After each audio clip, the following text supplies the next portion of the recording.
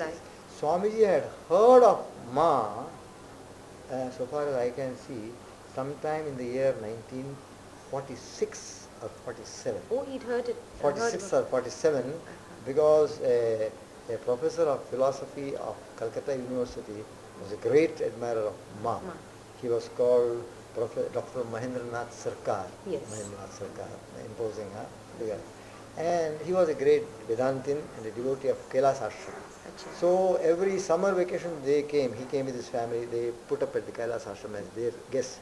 Acha. So he was a good satsangi. Mhm. Naturally, when he heard about Swamiji, he used to come and and- have satsang with Swamiji. Especially, he was very much thrilled because he could talk to Swamiji on his own level, intellectual yes. level, philosophical level, English.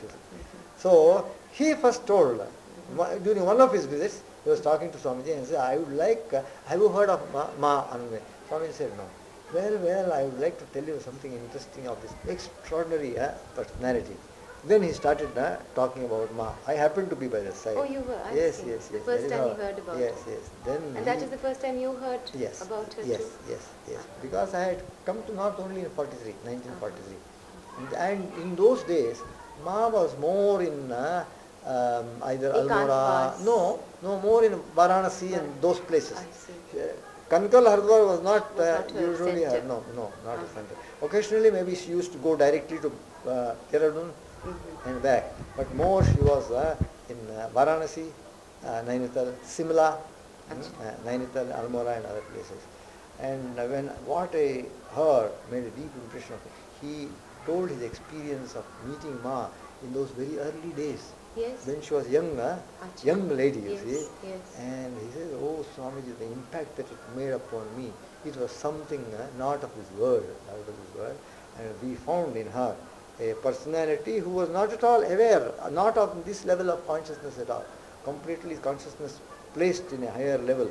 And she seemed to be more communing with the beings beyond our ken. knowledge of Rather, ken. Yes. And he said the first time I met her, she was living in a small room in the Dakshineshwar temple in Calcutta. Acha. I heard that a spiritual lady has come. I was very interested in anyone spiritual. He was also a good satsangi of Gopinath Kaviraj. Acha. This is what Mr. Sarkar told Sarkar Swamiji. told me. And when he went to see her, he found her a being completely immersed in some sort of a different inner consciousness. He put a few questions hesitatingly. She said, the moment I put questions, Ma seemed to be faintly aware, and then he says, what happened next was completely stunning. A downpour of words Oh, from came Ma. from Ma. She talked in a torrent of words, and it looked all the way that the words were not coming from her. It was coming from somewhere beyond and then her. coming through her. Uh-huh. In that way, you see. She had just become a source of communication. Yes, wonderful. And then he said, I must bring my philosopher friends to see her. And so he went, and he had a number of friends, especially in the Ferguson College, Pune. Yes. He wrote to them and then fixed up for a meeting during the summer vacation. Then 3 or 4 of us, we went and met Ma. And then he said what transpired was something unbelievable. He said, they were all not very much bhavuk like me. Yes. They were all dry philosophers. And so they grilled Ma with the questions. Trying. But she said she was absolutely unperturbed, cool as ice. And for more than 2.5, 3 hours, they went on asking sometimes the most brutal type of questions. And she had an answer for everything. She had an answer for everything. They were just Stunned. flabbergasted. Yes.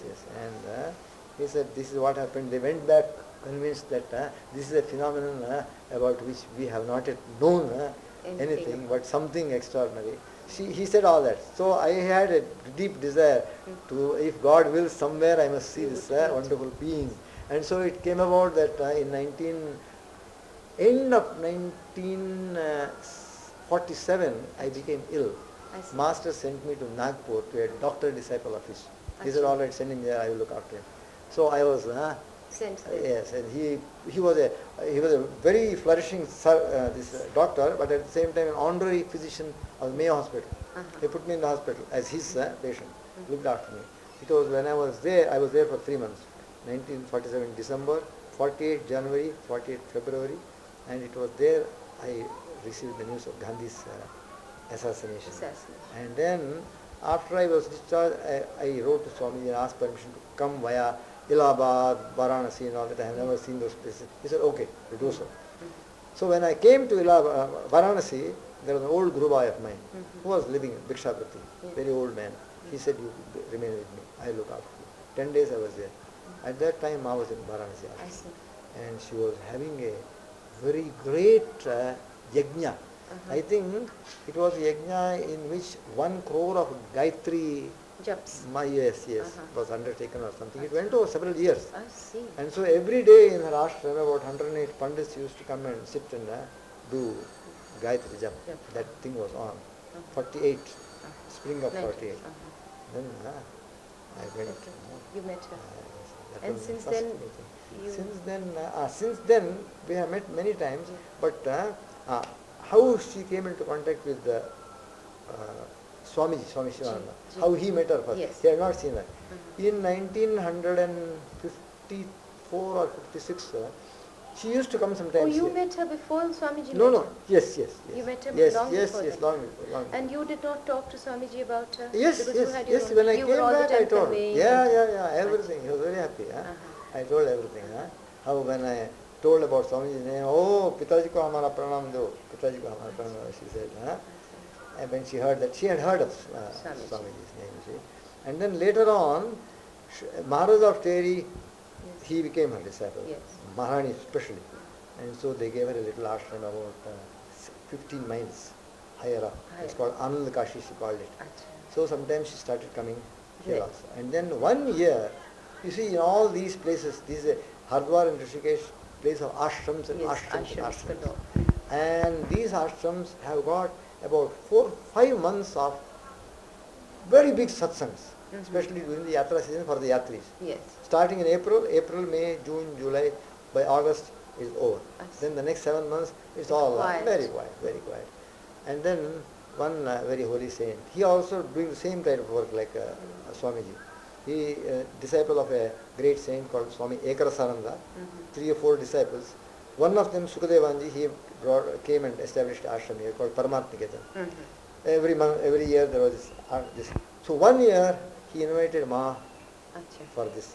Ma, Hari Baba, Swami Akhandanand, and the Jagadguru Shankaracharya of Joshimath. He invited all, and wherever Hari Baba goes, Ras Leela. So they came and stayed there for more than a month in Paramatniketan. And so one day, Gurudev invited Ma and so they came for satsang. That was the first time. And somewhere we must be having a movie? Yes. Of that occasion. Yes. Of the meeting. They had regular program, so they said we all 4 cannot come away. Program will be affected. So she said, Ma said, myself and Hari Baba will come one day, and Akhandanji and Shankaracharya will carry on the program. Next day they will come and we will stay there. That's how they came. It was a rainy season. And then, it was wonderful.